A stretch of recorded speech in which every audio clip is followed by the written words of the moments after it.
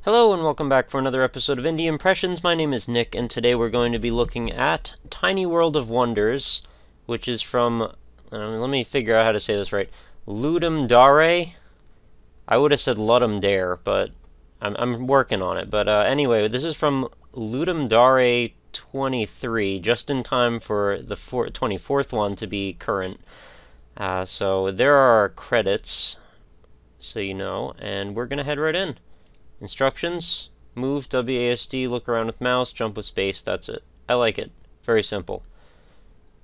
New game. Let's go. Oh, okay, here we are. So, if I remember correctly, because I did sort of look into this one a little bit, it's a sort of a first-person exploration, pretty light on the narrative. Maybe puzzle? Is there a puzzle here? Seems like it wants me to jump up some stuff, so we're going to take them at their word and try to complete the circuit, whatever that means. I guess make it over all of these. It's always a nice, interesting thing to be, you know, born anew and see a beautiful blue sky and then realize you're in a freaking desert. That's a bit of a buzzkill, you know. You think you're starting out for a new wonderful life and find some wondrous things, and no, you're just in a desert. Yeah, so I think I'm supposed to be able to jump over all of these. Controls are giving me a hard time. They're very stiff.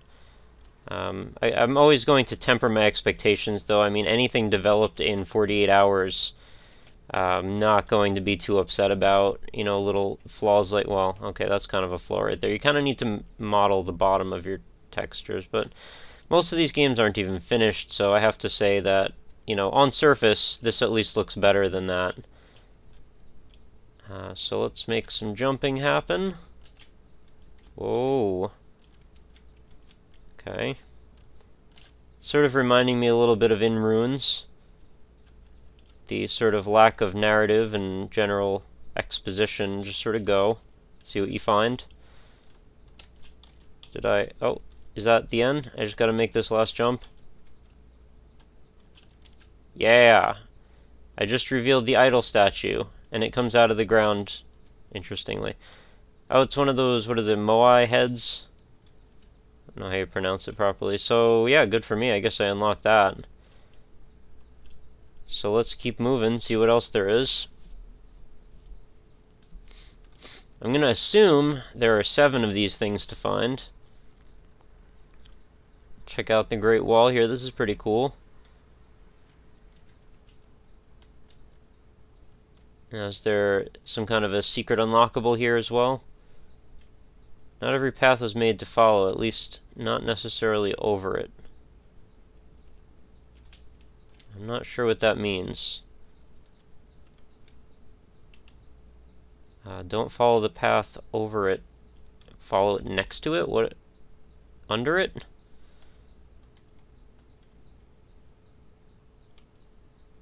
Alright, so there's like a series of riddles, essentially. I mean, they may not be proper riddles, but they're something. Oh, I can't go in there anyway. Alright, if the... Wow, okay, frame rate issue. So if the puzzle here is that I need to walk next to this, that's kind of lame, honestly. But we're gonna go over there anyway, because honestly that's the next thing to see. So far, mixed impressions on this one. It's kind of cool. I like the concept of it anyway. I actually think this is one of those games that really could use like another month or 2 of polish, and then I think there would be something really cool here. I think it's a very nice start. And for a 48-hour contest, again, I can't have too high expectations. Oh, okay, so now there's no, there was a brick texture for a minute. Oh, we're going higher up. I didn't even notice. Well, I'm probably not going to be able to walk on this the whole time. Nope. Okay, there we go. Well, let's go check this out anyway, and we'll wrap our way around that, perhaps. It's kind of cool that it sort of functions like a guided tour. I mean, there seems to be a structured, sort of a linear path to start on, at least. I don't know if this is where it's going to end.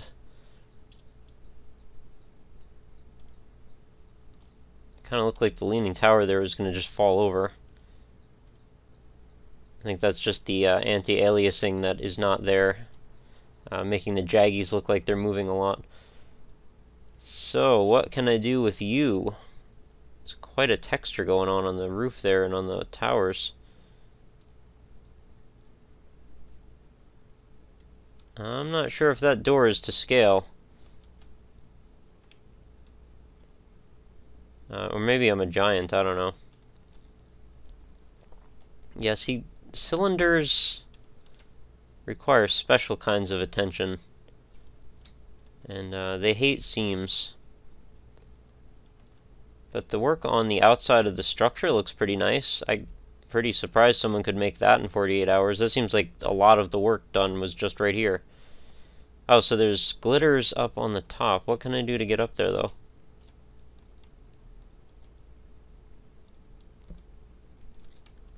Nothing much. Also a little unfortunate there doesn't seem to be any sound or music. I mean, that's another unfortunate element of having such a short time to build something, but it is a nice touch when you get that. Okay. I'm just gonna keep going. I don't really know what the hell I'm supposed to do with that. I can't really climb that wall, so...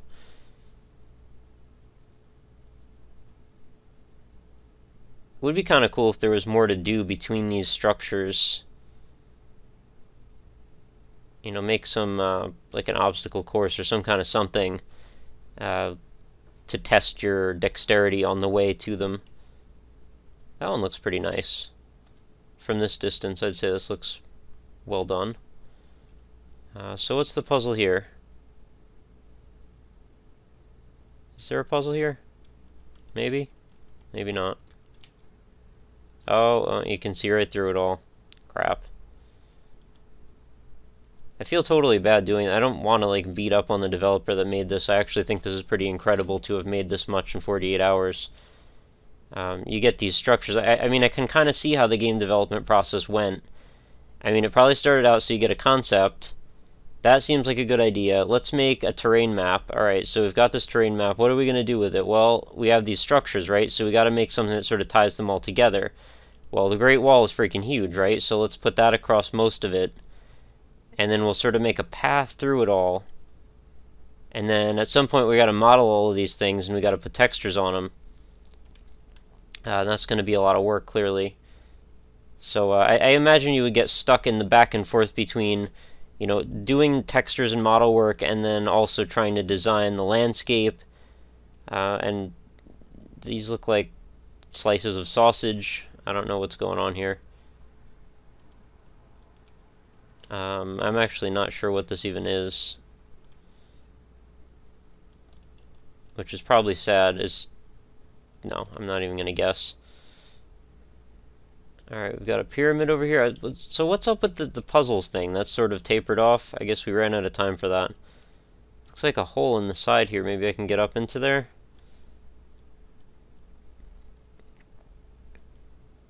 I do like my guided tour type of games, like things that are very exploratory in nature. Oh, there's really not anything going on up in here. Oh, I revealed the Pharaoh statue. Oh, okay, that was the puzzle. Find this hole, I guess.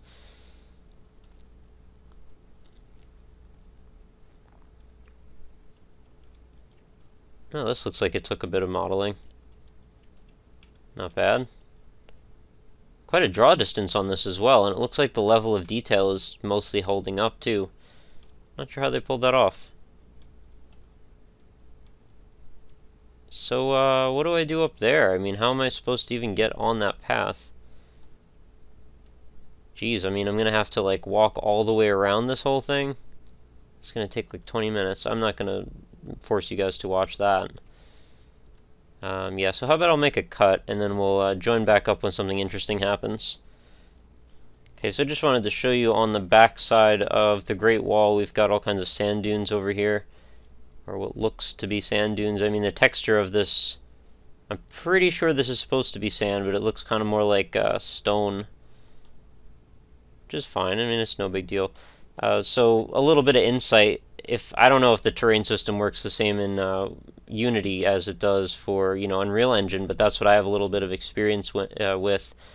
So what you would do is you would get like 4 or 5 textures, or however many textures you wanted to make your terrain out of.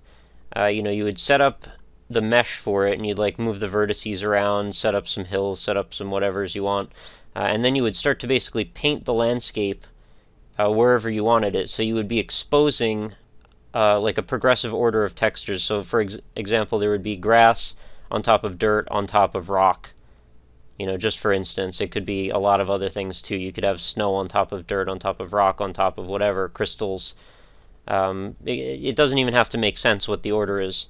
But you would then go through, everything is layered in that order, and you would just sort of reduce with a brush what is available and visible, one at a time, or little by little in a progressive sort of a blur way.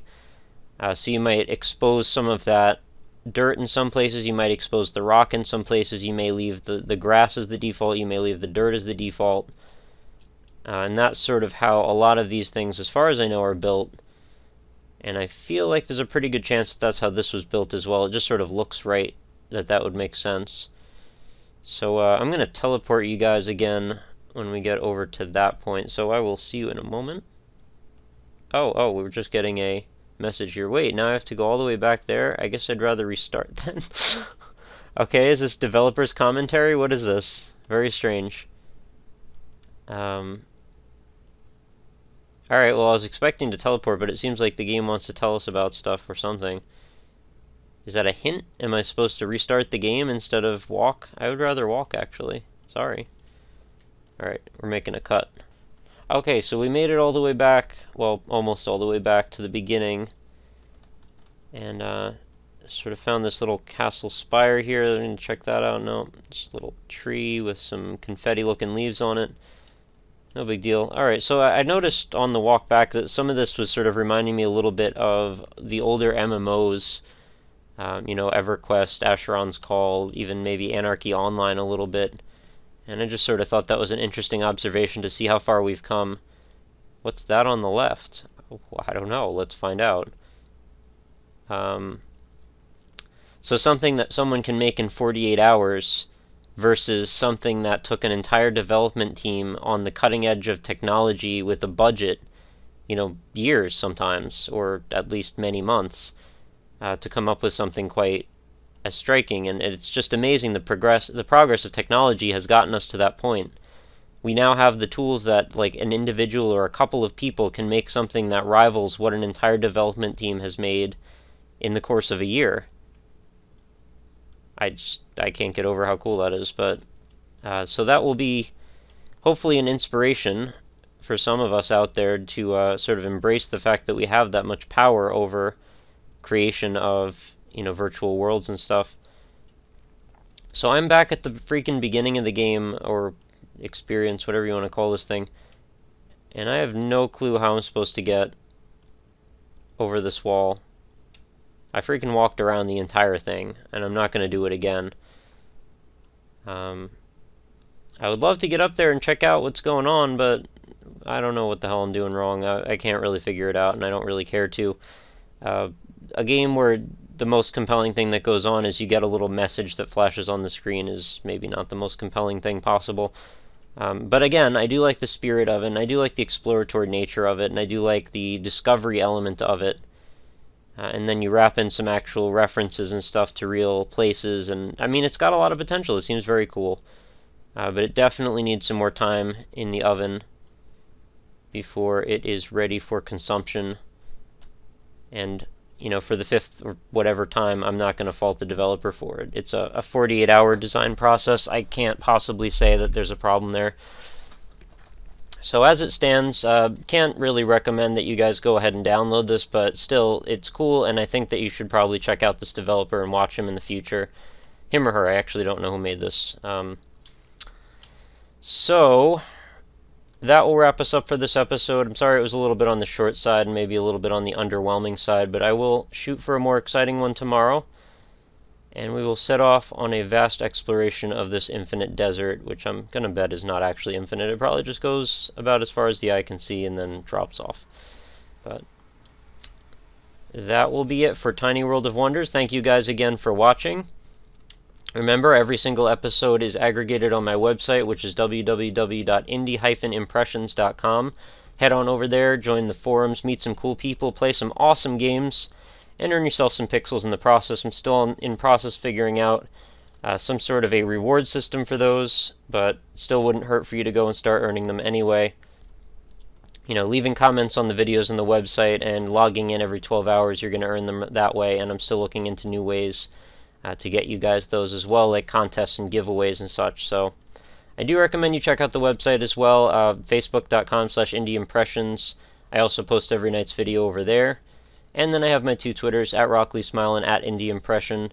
Feel free to follow me on there. My personal one, at RockLeeSmile, you can feel free to chat with me, send any game suggestions. Just let me know what's going on in your indie world.